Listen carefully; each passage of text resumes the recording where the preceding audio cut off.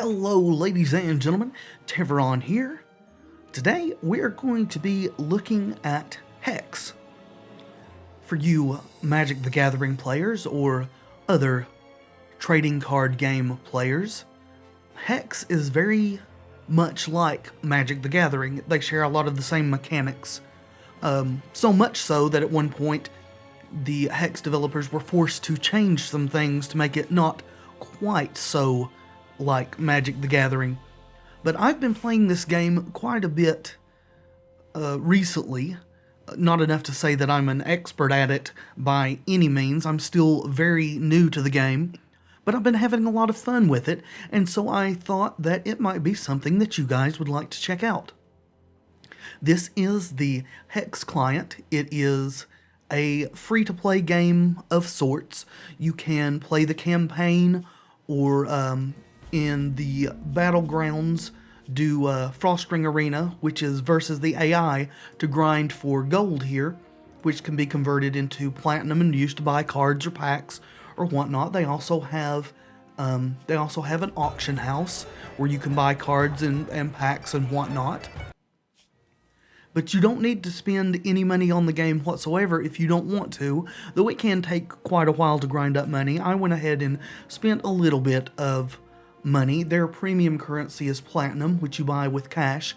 There are also other sites where you can buy cards and have them delivered to you. You don't actually have to interface and trade with someone as you would in, say, a Magic the Gathering Online if you ever use that client. The cards that you buy come to you in the mail, and you just click on them and say collect selected.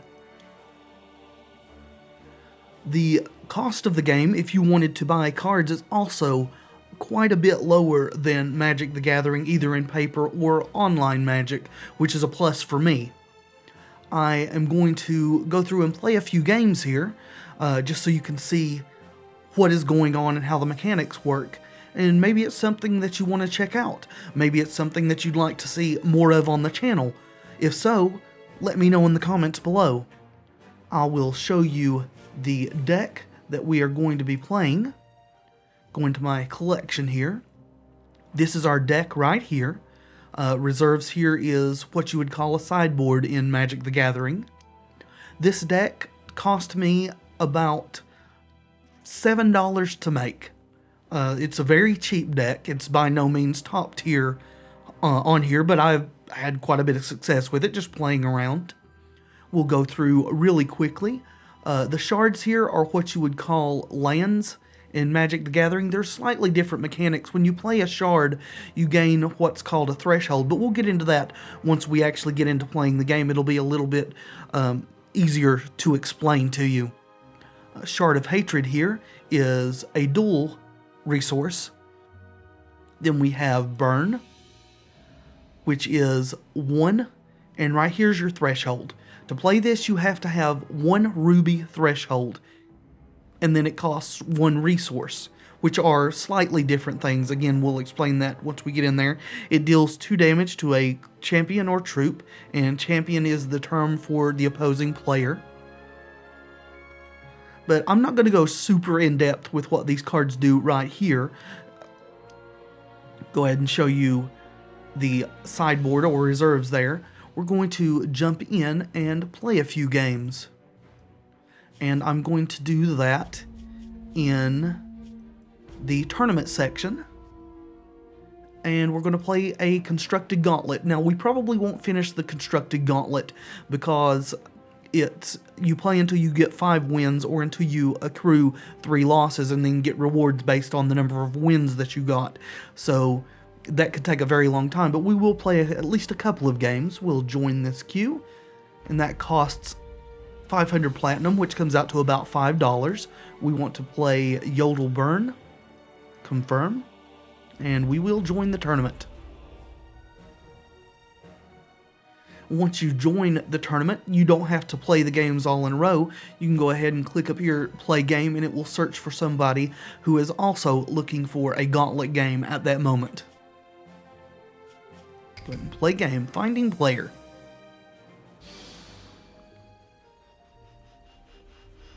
Alright, looks like we have found an opponent here. And I will move our chat window up here in just a second. I like to have it about right there. Okay, so we've got a blood shard and a ruby shard. These are our resources, and our hand's pretty good. We're going to go ahead and keep this. Right here is our champion, Yodel Mogok. This is something that's different than other CCGs. Well, it's kind of similar to Hearthstone, I guess you could say. We have an ability. For every resource that we play, we get a charge on this ability right here, and sometimes there's cards that give you charges as well, like this Blood Infusion device. When you play it, you get a charge and a blood resource, or blood threshold rather, and I can, once I have a ruby threshold and a blood threshold, I can activate this, and non-combat damage dealt by my cards is increased by 1 this turn. And I can only do that once per turn and only on my turn. Okay, our opponent is playing a Howling Brave here. This is a 1 cost that requires a wild threshold that when it enters play, he gains a wild threshold and can tap to gain 1 resource. The big difference in the resource system from the mana system on Magic is that you only need the bare minimum threshold to play a card. Like, for example, say I have a ruby threshold, which I'm going to gain right here, that will also gain me a resource. These reset every turn and gain us a charge over here. Now, if I had 2 resources, I could play both of these burn spells. It would spend the resources right here. Even though I only had 1 ruby threshold, I don't actually have to have 2 separate ruby thresholds to cast both of these. We're going to go ahead and play our Blood Infusion device, which will also gain us a blood threshold, so we could use our ability now if we wanted to, but we don't. So I'm going to hit F10, which yields priority and just passes everything back over to the opponent. We don't actually have anything that we want to play at the moment. And if you notice, we have different champions, and you have different starting life totals with these champions. Our opponent starts at 23, we start at 19. Our opponent's ability is they have to have 2 diamond threshold, and if they do, they can use 7 charges to put a troop from their crypt into play. And the crypt is the term for what you would call in graveyard in Magic. Alright, in turn, back over to me. Drew a ruby shard there. Alrighty, well, we're going to go ahead and play another ruby. And then our opponent, these guys produce mana, as it were. They produce resources. They're kind of like Llanowar elves or elvish mystics in Magic the Gathering. So we have our opponent accelerating here, and we might not want them to do that. So we could burn 1 or both of these guys if we wanted to. I think that I would like to burn 1 of them and maybe slow our opponent down a little bit. So I'm going to go ahead and do that. Accept. And then we will pass priority. We have nothing else that we can do this turn.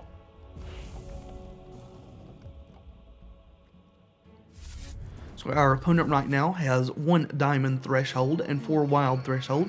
They're playing Runir Hierophant. It is spell shield. This means it can't be targeted by our spells and abilities, only by theirs. It would be equivalent to hexproof in Magic, and it has socketables. I'm not going to get too much into that. Cards in this game, you can put gems in to give them different abilities, and what they have put into this one is that it's spell shield in all zones, and when it deals damage to an opposing champion, me, it creates a rhinoceros and puts it into play, which is a 3/3 with crush, which is equivalent to trample in Magic. Go ahead and let them resolve that. Try not to take up too much of my opponent's time, even though I am trying to be verbose and explain these things as we go. I'll go ahead and hit F10 and pass priorities. Well, I guess it didn't catch. Okay, they are attacking us for 1. We will be taking 1. And these gems you don't have to buy. Everyone has those from the beginning. You can put those in. I don't actually have any cards in this deck that do the socketable thing. So we probably want to play a resource. And the thing about this shard here is I can gain either a blood or a ruby, but it doesn't give me a resource for the turn, so I will be stuck at 2 available until next turn, at which point it will restore and go back up to 3. So I think I'm going to play the ruby. And since we have quite a bit of charges, I think it's okay to start burning this ability now to have our things do more damage. So with Blood Infusion Device, we're going to sacrifice this. We have to have 2 blood threshold and then pay resources to use it. And it will deal 3 damage to each opposing champion, and we gain health equal to the damage dealt this way. Well, it's going to be 4 because we activated our ability, and this is non-combat damage. So they'll go down to 19, we'll go up to 21, and we will pass the turn. This is a basic action, which means it can only be done on our turn and not at what we would call instant speed in Magic. It can only be done at sorcery speed. And I apologize for those who have not played Magic in the past. This is just the best way that I know to relate these terms, is to put them into Magic the Gathering equivalents.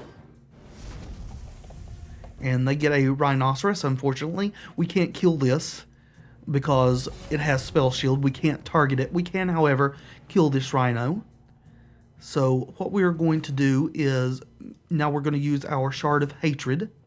And again, we're just going to gain Ruby because we have enough blood right now. And we're going to activate this. And we're going to use Burning Tendrils. Now this is a quick action, which means we can play it at any time. And that is equivalent to instant speed in Magic. It also has the ability of Empower, which we can do, and it will double these numbers here. It will make it 6 cost instead of 3, and it will deal 6 damage to a target troop and 4 damage to that troop's controller instead. However, we are just going to play it and kill this Rhino so that we don't have too much damage coming at us too quickly. Hopefully we can pull the game out. Although this deck that my opponent's playing is probably a pretty bad matchup for this burn deck that I have together.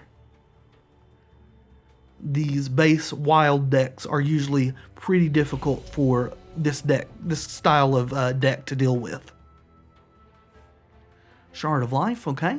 So they're going to gain a 2nd diamond threshold now, so they can play cards that require 2 diamond threshold. They're also creeping up to the 7, needed to put a creature from their crypt back into play. And one thing that's neat about this, where it is digital, is that tokens and things that are created don't go away like they would in Magic. They actually exist throughout the game. High Infinitrix. Okay, so it has Flight, Steadfast. So it flies, it doesn't tap to attack. Life Drain, when it deals damage, they gain that much life. And the shift here means that they can transfer this ability to other things. So this card is very bad for us, because it's going to gain our opponent life. We're going to be taking 4 from the Runir Hierophant here. We are most likely going to lose this game. And maybe the match, just depending on how it goes. Ghostblade, okay. Well, we can't kill this. We can kill this Rhinoceros. This guy is getting bigger and bigger. So let's use this ability. And then we will burn this Rhino to death. And we will cast a Ghostblade. And we will activate our Blood Infusion Device and drain our opponent for 4 again. So we have them down to 12. We're still at 19, but they have a lot of stuff on the board. And this girl right here is going to be a big problem. Angel of Dawn, Flight and Steadfast. So it is a 4/4 flyer and white or 1 diamond threshold. When you draw this, if it's the first card you drew this turn, play it for free. So I think that's what's happening. They're getting it for free. So this is a 4/4 flyer that doesn't tap to attack. And they are transferring abilities to the Runeair Hierophant here. I think they gave it lifelink, life drain. Looks like they're giving all the abilities to it. And they are. So this girl right here just made this Runeair Hierophant a 9/9 Vigilant life linker. Life drain in this game. Okay. So we are not going to be able to win this. We will skip blocking those, see what we draw, and we'll probably concede after this next draw, just to not drag the game out too awfully much. See, they went back up to 21 life there. Yeah, so we're going to hit escape. That gives us the screen, and we can go ahead and concede this game. And now we get to bring in our reserves. The main thing I want to be bringing in is Emberspire Witch, which says champions can't gain health. It's also Swift Strike, which is equivalent to First Strike in Magic. So when it is blocked or blocked by, when it blocks or is blocked by another creature, it deals its damage first. Therefore, if it has enough to kill it, then the other creature doesn't deal damage to it. So we definitely want to bring in all 4 of those. And I also want to bring in this Cleave and these Electrofries. The Electrofries is 4 with 2 ruby threshold, deals 3 damage to each champion and troop. And Cleave, I already had a few of those in the deck. And they deal 1 damage to up to 3 target troops and or champions. Now we need to take some cards out. I want to take out the Gnatmares I have in here. And I want to take out Vampiric Kiss and 2 of the Blood Infusion devices, because the Witch, if she's in play, won't let us gain life off of those anyway. And then to submit, we just save deck, confirm, and when both of us have saved and confirmed, we go back in for game number 2. And it is just like Magic, it's best 2 out of 3 matches. Alright, we will play first. We want to be on the play with this deck when possible. And this seems to be an okay hand. We're going to go ahead and keep it. And we will lead off with this shard because we don't have anything we actually want to play this turn. And we will go for Ruby because we need double Ruby threshold for our Witch and our Tendrils. Go ahead and pass priority here. This deck is one that I got mostly from an article written by Jeff Hoagland, who plays quite a bit of Hex. I changed a bit of it around. I added the double shards in here and also put the sideboard with it, or the reserves. He didn't list a sideboard, but he posted this as a good sort of starter budget deck to get into the game. Go ahead and do our second Ruby here. I'll put a link to his article in the description below, as well as a deck list for what I'm playing here, if you are interested in it. Waiting for the opponent to let this resolve here, which is fair. I've been delaying the game a fair bit of my own, talking about the cards and things with you guys. Alright, so they have 1 diamond and 1 wild right now. Chlorophilia, this is going to ramp them. They get a wild shard from their deck and play it. So they're going to go up to 2 wild and gain another resource. The colors are kind of similar to what they would be in Magic as well. Ruby is similar to what we would see in red, and wild is similar to green, diamond to white, blood to black, so on and so forth. Sapphire to blue. Alright, back to us. They have 1 resource up if they have a quick action to play. And I actually want this Burning Tendrils to be available, as it's quick action. We can play it on our opponent's turn. So I'm going to go ahead and play a Blood Shard here. That will give us the resources instead of the Shard of Hatred. And we will go into the attack phase. We will attack with this. Opponent gets a chance to respond or to block if they had creatures out there. They don't. So we're going to deal 2 and then pass the turn back over to them.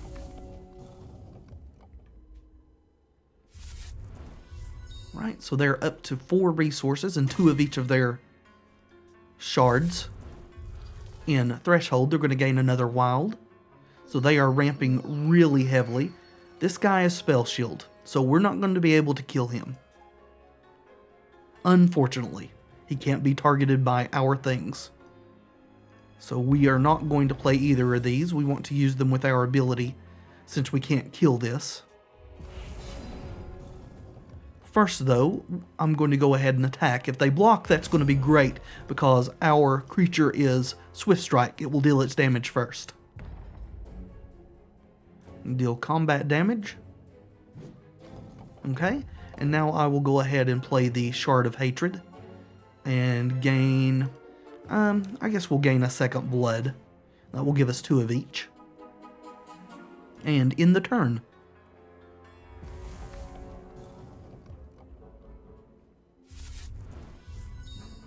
Alrighty, so we can see some big things coming. The Runeir Hierophant is coming out. This guy gets bigger when another troop enters play under control. It gets +1/+1, and that's permanent. And it stays permanent in all zones. If we were to bounce this to our opponent's hand, it would keep these buffs, or shuffle it back into their deck, it would keep it. And that's something that you can do where this game is purely digital, that you couldn't do in a paper card game like Magic the Gathering. And there is a Rhino troop. We're going to go ahead and kill that on our opponent's end phase, since we can. Also dealing 2 damage to the opponent.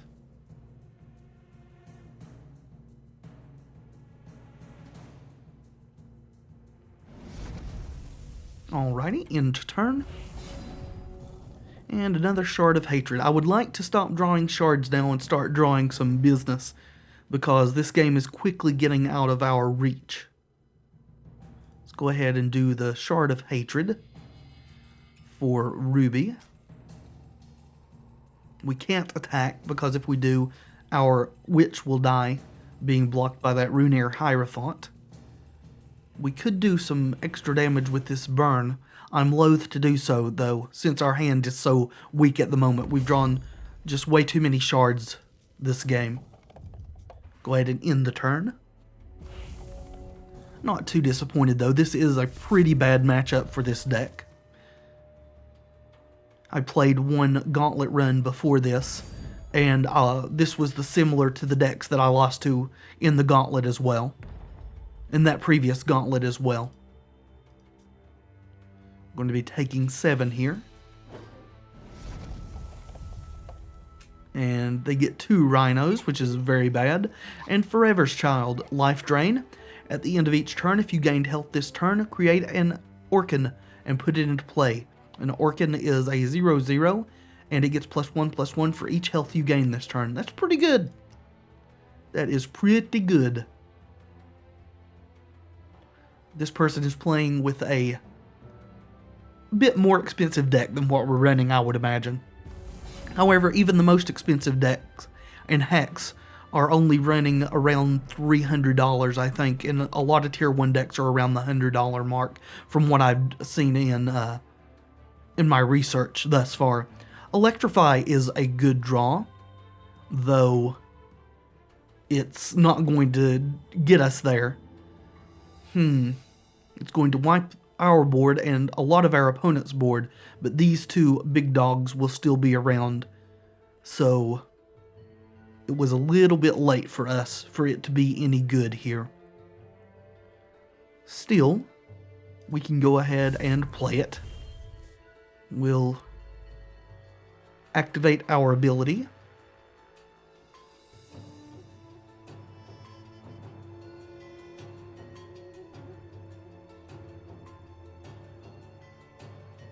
Waiting for the opponent here to let it resolve. They just did. And then we'll burn their face for 3. And we'll go ahead and play Electrofy, and then we'll concede the game. And we can empower this too, but we don't have enough to get that done. And then we will concede. So we lost that match. That's fine though. Hopefully in the next one we will play against something that we actually have a chance to beat. And you see up here, we have no wins in this gauntlet, and we have 1 loss. When we get to 3, it's over. You gain rewards based on the number of wins you get by the time you get 3 losses. Or if you hit 5 wins without getting 3 losses, that also ends the gauntlet and rewards you the max amount. Alright, looks like we have another opponent to play against here. Love this intro. The coin looks awesome flipping through the air like that. And we will always play first when given the option. We are playing against Winter Moon.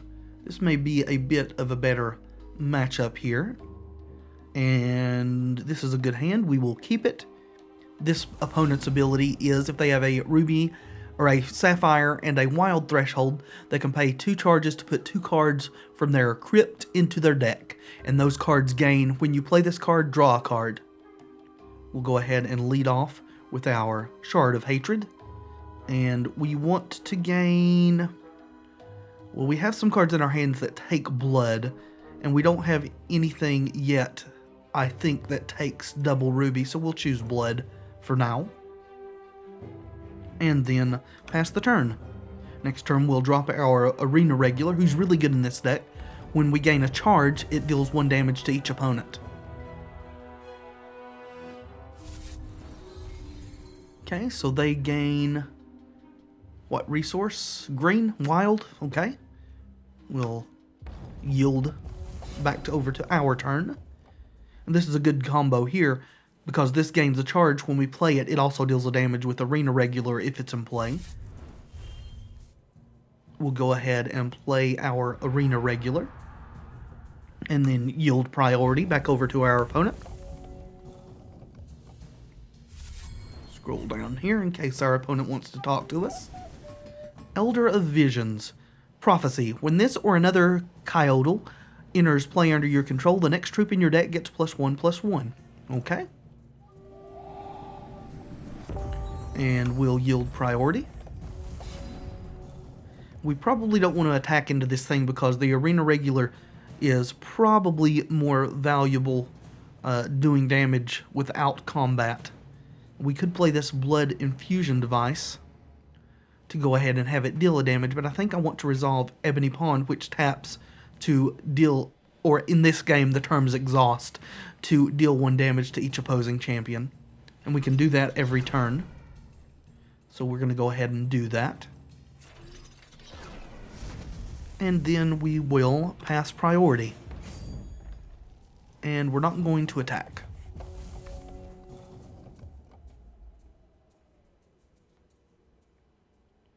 These Gnatmares are 2/1 flyers, and when it enters play, it deals 2 damage to each opposing champion that was already dealt damage this turn, and we gain health equal to the damage dealt that way. Young Seer, okay.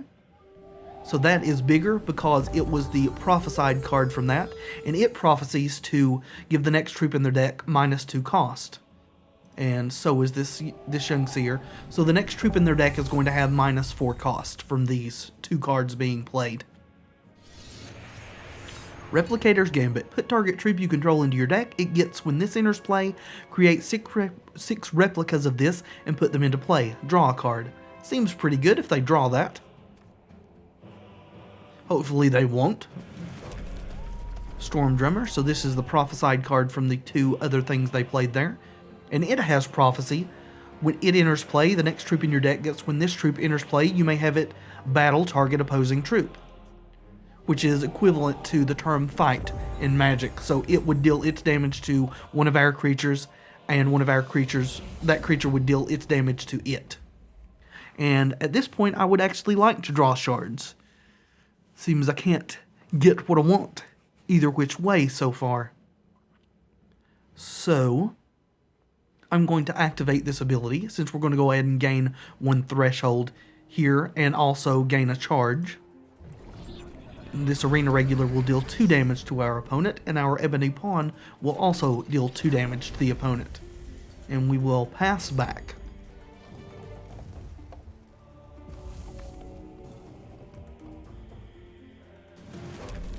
Alright, Storm Drummer. So this guy is not one of the prophesied guys, so he's going to give something else fight as well. Oh, it did have it. When this troop enters play, you may have it battle target opposing troop. So these are going to kill each other. Good deal. Pass priority, and now we're going to get hit in the face for 5, it looks like. We'll yield priority just to make the game go a little bit quicker here. And we finally drew another resource. Would like it to have been a ruby, but you can't always get everything you want. We also have this Whirling Brutalizer here, who we're going to be able to cast this turn. It's a 3/2 with speed, which is haste. It can attack and use exhaust powers on the same turn it comes into play, and when it attacks, it deals 2 damage to each opposing champion or troop that was already dealt damage this turn. So we're going to play Blood Shard. Then we'll play Whirling Brutalizer. And then I'm going to activate our ability again, and we'll activate our Ebony Pawn to deal 2 damage to the opponent.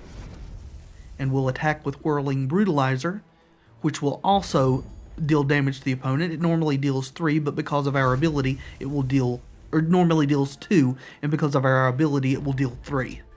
So we have our opponent down to 11. They're going to block, and that's fine. Our guy will beat up on their guy, and then we'll pass over to their turn. So this is a much closer game than the past match had. Starcaller Ancient, Prophesied.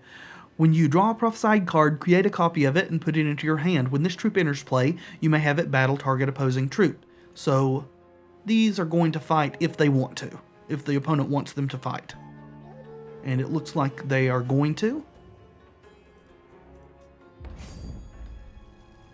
And we're going to be taking 5 here. Go ahead and yield priority. So we're down to 9. Our opponent is at 11. So we have Burning Tendrils here we can use to remove this. It'll also deal damage to the opponent. I think that seems like a pretty good plan.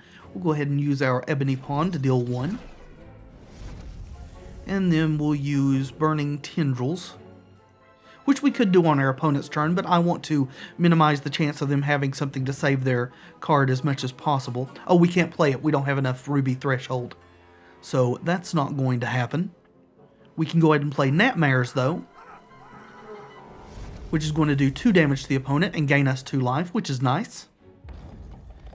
And we'll end our turn.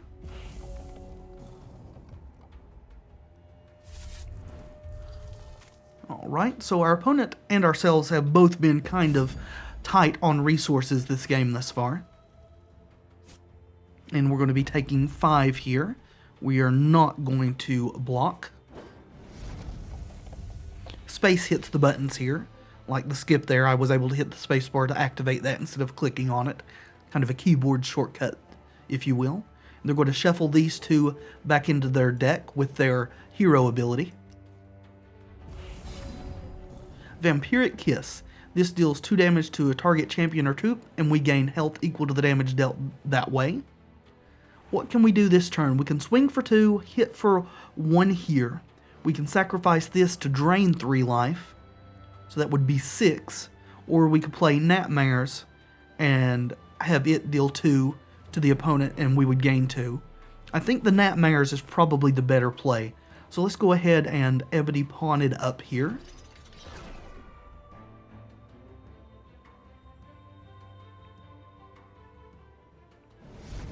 Alright, then we're going to, before we play this, try attacking our opponent. They've got a lot of resources open. They could have something to deal with the Gnatmares. Looks like they don't. So they're going to be at 5. So we are going to go ahead and play our second Gnatmares and drain them for 2. And we'll be at 8. We can also block with this if need be. They are only 3 damage short of killing us, so if they have some sort of a pump spell, then they could get the job done.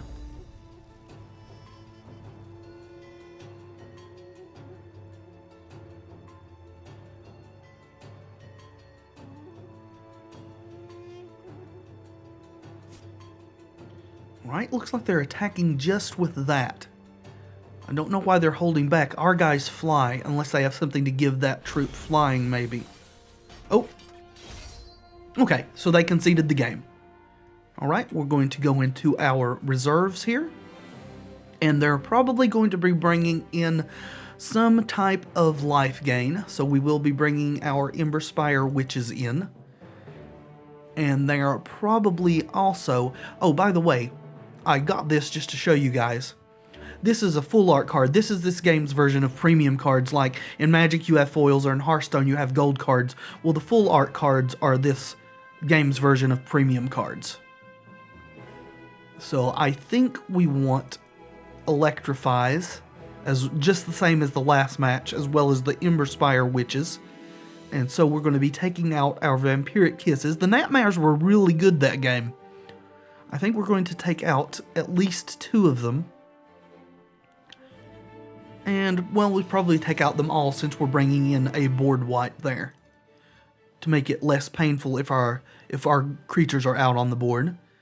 And I think we will also be cutting 1 Cleave, because they didn't have a lot of cards, creatures that Cleave could kill. Alright, we'll go ahead and save this deck. Confirm. Confirm. There we go.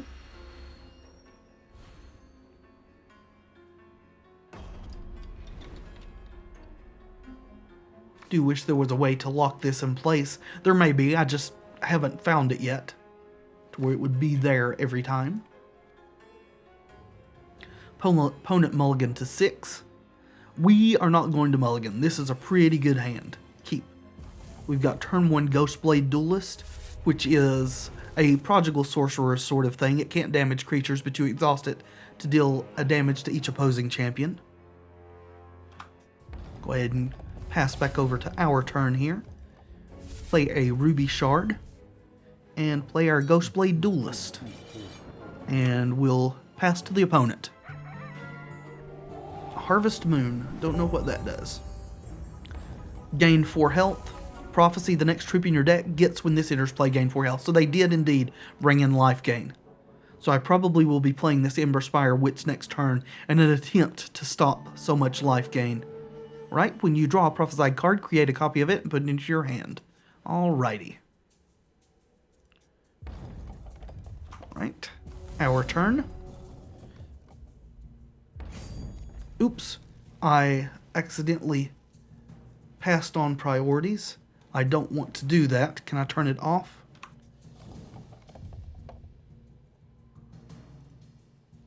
Looks like I can't.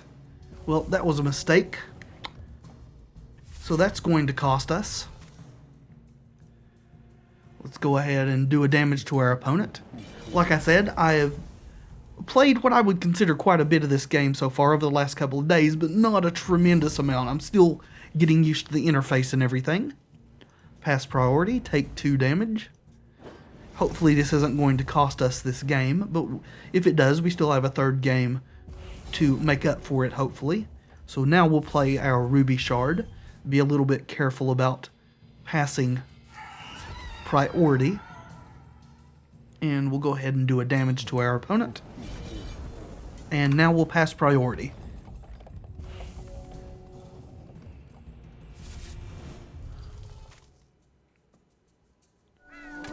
Alright, Wakuna Crowfeather.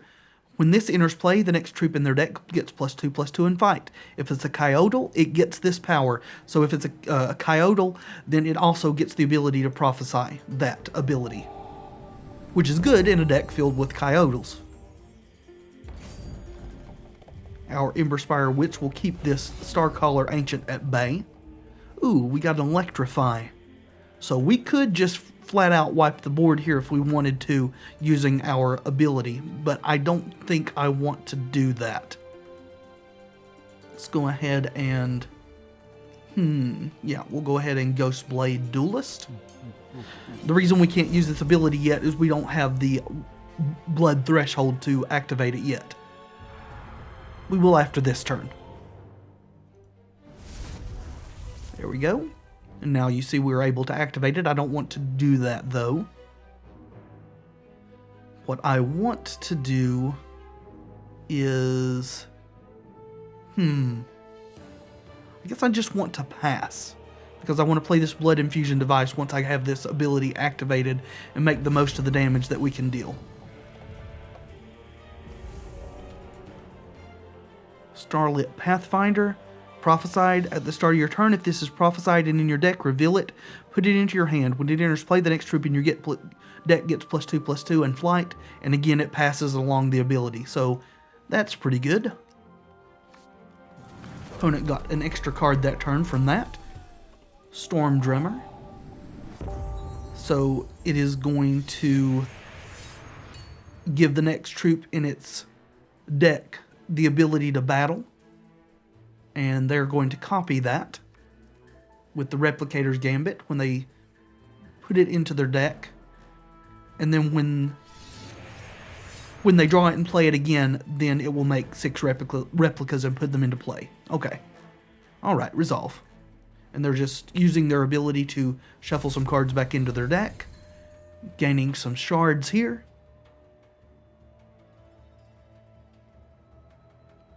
And pass priority. Do I want to burn this? They're down to 1 resource. I do. I do think I want to do that. So my things can attack for lots of damage. Alright, in turn. Okay. So let's go ahead and play our other arena regular here. Then we're going to activate this ability. So each resource or each charge we gain this turn is going to do 4 damage because of our arena regulars having their damage doubled. So we'll play a Blood Infusion device. Deal 4 damage. Play a Ruby Shard. Deal 4 damage. Tap our Duelist to deal 2 damage. And then we will attack for 4. And the reason these things are glowing is because they have the Empower ability. It's letting me know that I can empower them if I want to. It doesn't mean I can play them. I don't have the resources to play them at the moment.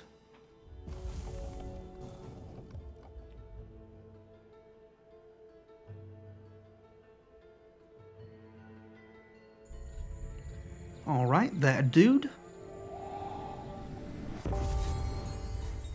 Gaining a resource and a shard there. Scheme. Choose an action in your deck. Create 4 cards with that card's name and put them into your deck. Okay.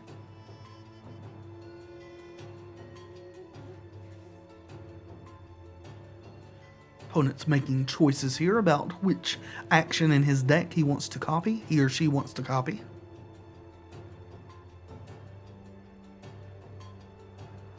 And I think we're going to kill our opponent this next turn. Don't think there's anything they can do to stop us. Proceed.